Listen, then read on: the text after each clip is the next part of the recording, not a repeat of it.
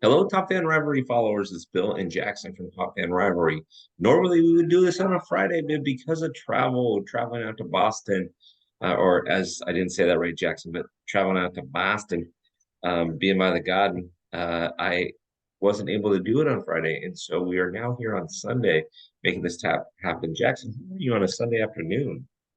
I'm doing pretty good. Weather's been nice this weekend. No rain. Sorry, West Coast people. Sorry about all the rain.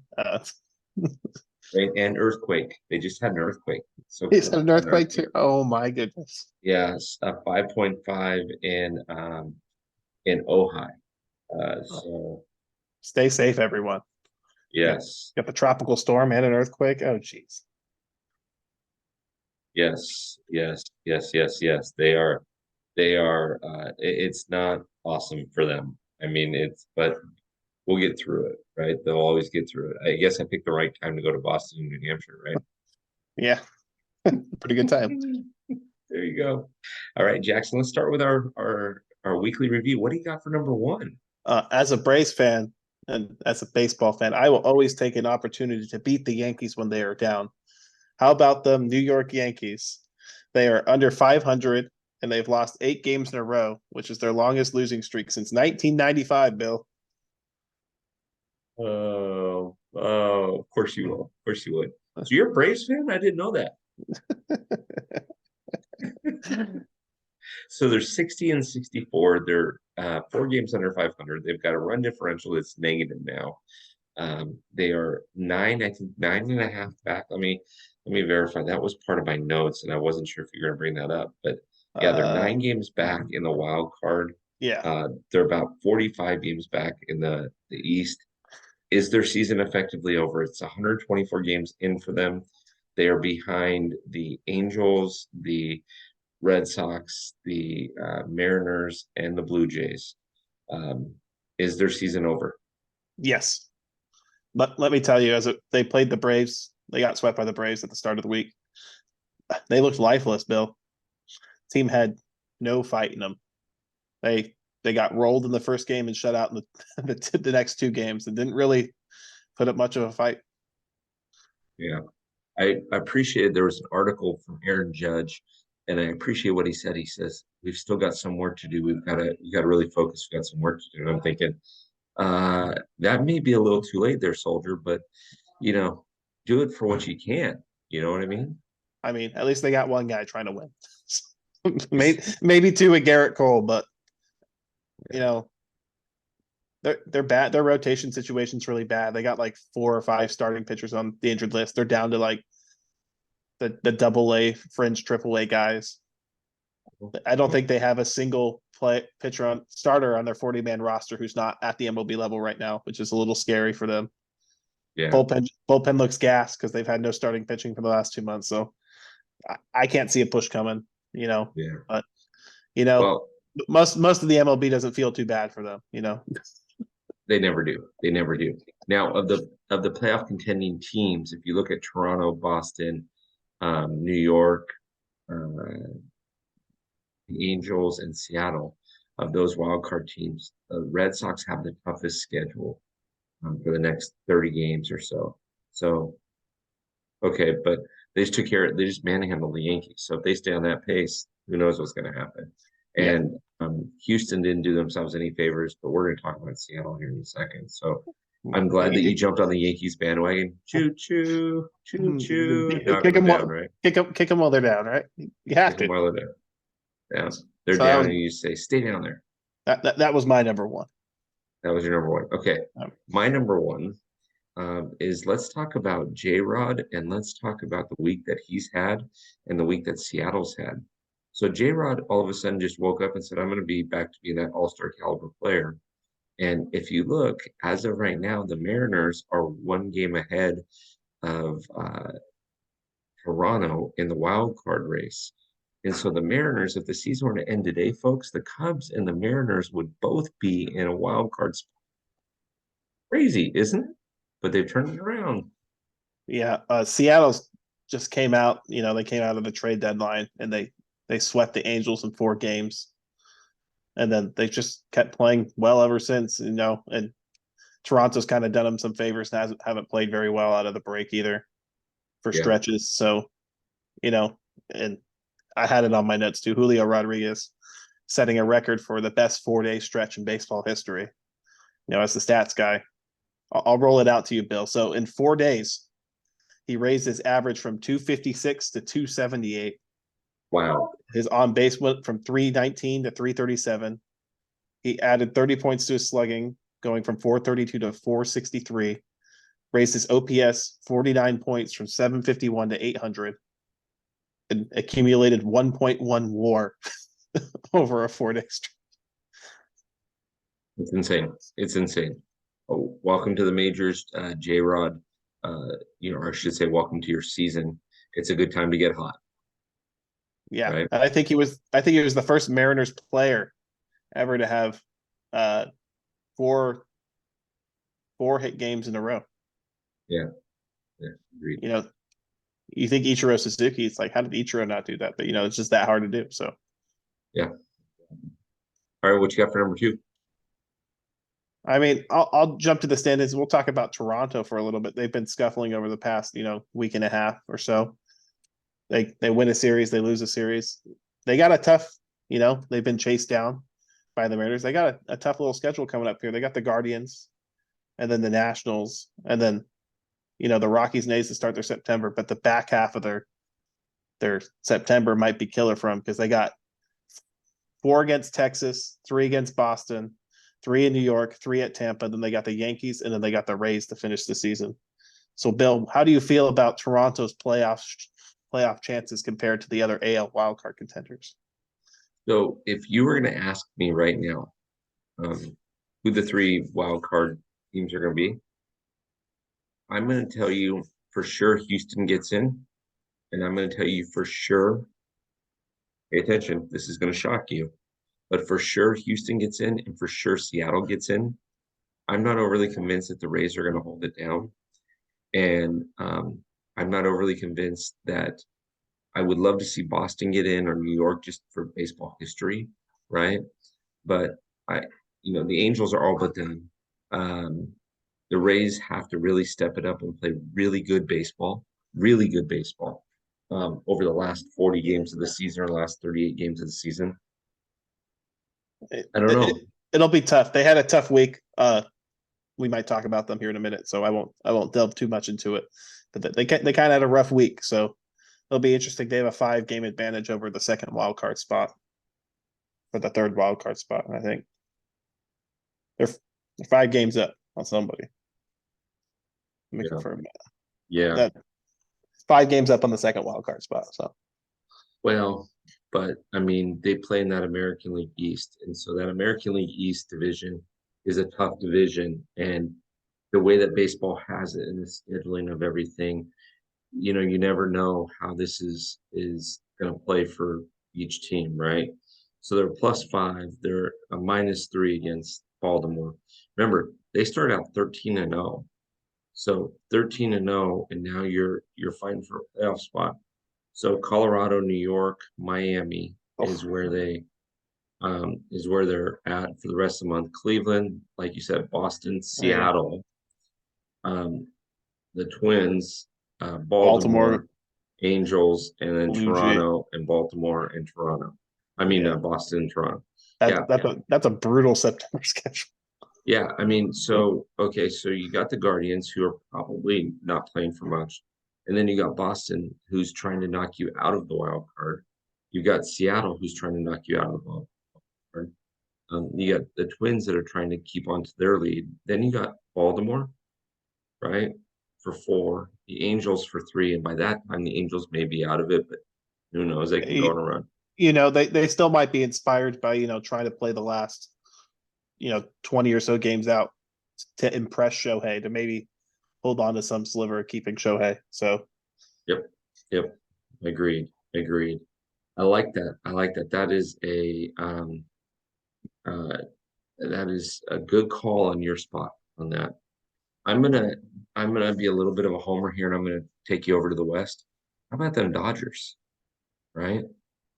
I mean, they've had a phenomenal month of August. They've only lost 2 games. I think they're 14-2.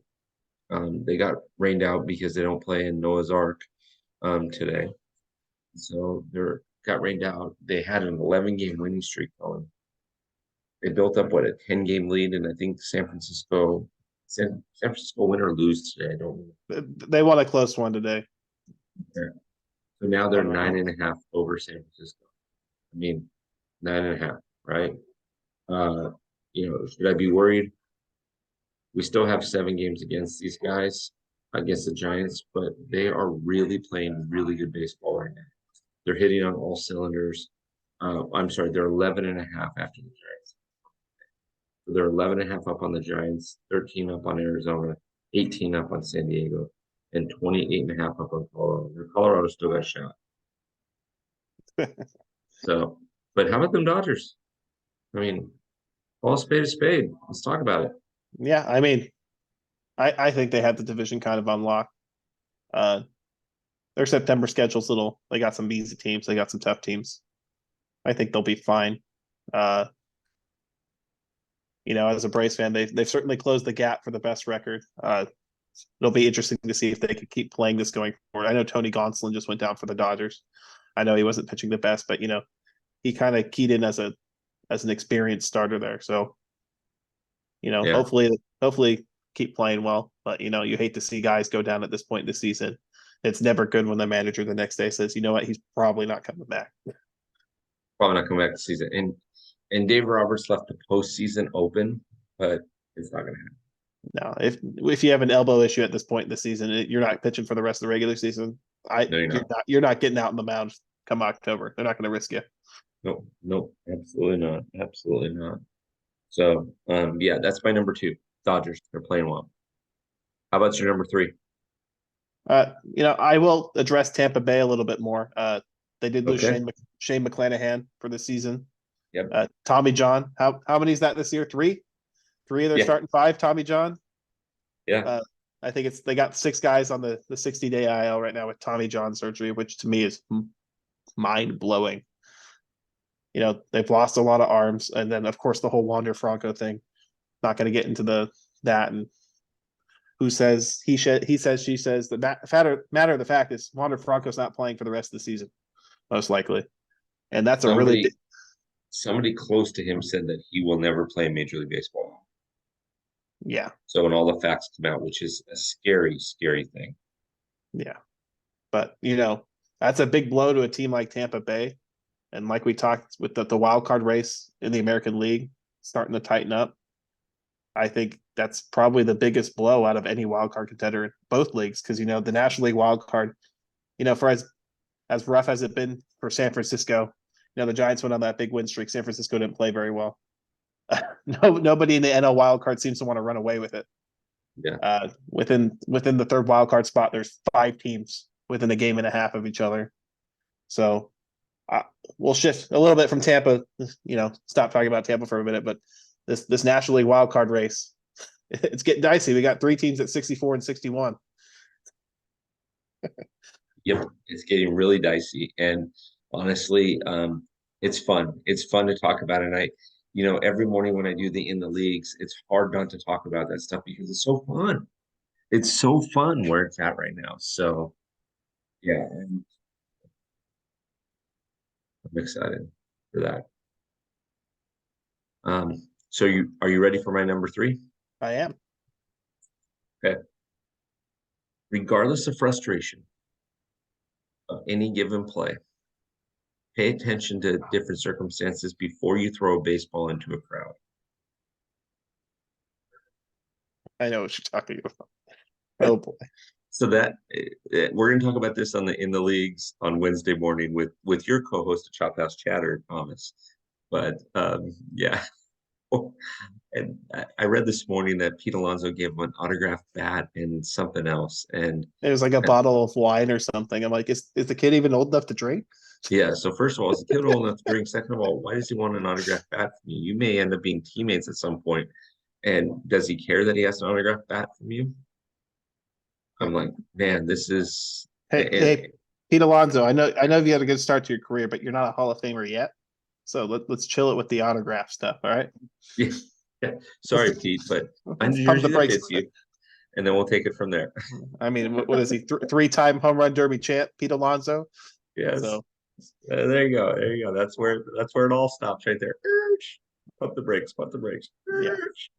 Luckily, I So, heard the ball did make its way back to the Cardinals dugout, and yep. Mason Windig hit his first hit ball. So Yep. all's well that ends well, I suppose. And he's up one bat from Pete Alonso apparently. Win-win. Win-win. So that's what I got for you this week. That's as best as I could do. I do have a shout out or an honorable mention, but do you have any honorable mentions for today? Uh, I know Top Fan's going to be in Philadelphia at the start of this next week, but shout out to the Giants fans. Their number one prospect is getting called up to pitch Tuesday. Oh, Kyle we'll be Harrison. there. Kyle Harrison. It's the top left-handed pitching prospect in baseball, I believe. So We'll be there. that'll be a game to watch. Yeah, be awesome. Be awesome. Um, okay, so you're not gonna believe who my honorable mention is, but when I tell you why, you'll be like, that's cool. That's cool. So my honorable mention is Juan Soto. Are you surprised? A little bit, but A little I'm bit? intrigued. I'm more intrigued than You're surprised. intrigued. You're intrigued. So one of the top fan rivalry followers who's been phenomenal. She's been on our show a bunch of times. We've met her in person. She's done a couple of the rivalry talks. She's a huge Padres fan, and she has two little girls. Single mom has two little girls. One of the little girls is a huge Manny Machado fan. The other one is a huge um, Juan Soto fan. Well, for the older one who's Juan Soto fan, she made a poster that says birthday wishes, go to a baseball game, um, you know, get a baseball from Juan Soto, and something else, get ice cream. I think was the last one. I apologize that I don't have her sign memorized, but anyways, Juan Soto saw the sign. They sat in right field area or left field where he was playing, and Juan Soto saw the sign and tossed her a ball. And not only did he toss her a ball, but he was so impressed with the sign that a couple innings later, somebody from the Padre organization comes down and says, "Hey, are you the little girl, blah, blah, blah," and gave her a Juan Soto bobblehead. So Juan Soto went above and beyond for this little girl. So it's in, I posted it on the Top Fan Rivalry Instagram page. So anybody that's listening to this, go look up Top Fan Rivalry on the Instagram or on Instagram and listen to or read the post. It's pretty awesome. But I was so impressed. The mom actually sent, but both Baseball Sidekick and I text message and said, "Did you ever guess what happened?" And when she told me, I'm like, "Can I please post this? This is amazing." And that's what baseball is all about, right? It's about kids loving the game and kids getting the respect that they deserve by the players. So I love that. So shout out to Juan Soto. Good job, my friend. Good job, my friend. So, Yeah, that's yeah, great. It's baseball memories always. I don't remember what pitcher it was, but he talked about when he was a kid. I think it was Daryl Strawberry yeah, didn't sign something for him, yeah. and when he Something saw like him in that. the Yeah. first at bat in spring training, he like threw at his head or something. And after the game, he comes over. He's like, "Why'd you throw at me?" He's like, you didn't sign my baseball for me as a kid." So just remember, it costs nothing to be nice. But Yeah, if exactly. you're not nice, it might cost you one between the rib between the shoulder blades. Might cost you some. Yeah, exactly. Exactly. So, Jackson, I think we did good this week. I think there's a lot of good content here, and we look forward to posting and see where here. Yeah. So we're So let's do it again next week. Next Friday, I'll be so tomorrow, and Tuesday I will be at Citizens Bank Park, and be watching the Phillies versus the Giants, and then okay, the Red Sox and the Dodgers. It'll be a good time. it's a good series. Very good series. Very good series. So, Jackson, as usual, thanks. Thanks for being awesome, and we'll get this posted up. If anybody's going to buy anything, any gear, or anything like that, where should they go and how should they get it? And is there any code, Jackson, that they should use? You should go to topfanrivalry.com and pick up a new jersey. Jerseys are in Jersey, stock. They're in many colors, I hear. Yes, Many colors yes. I've also seen. I've seen people on social media posting with them. They look great. So go get a jersey and use code Jackson. Get yourself 10% off. Get yourself 10% off. I love it. Well, Jackson, thanks as usual, and let's do this again next week. All right. See you then. See you then.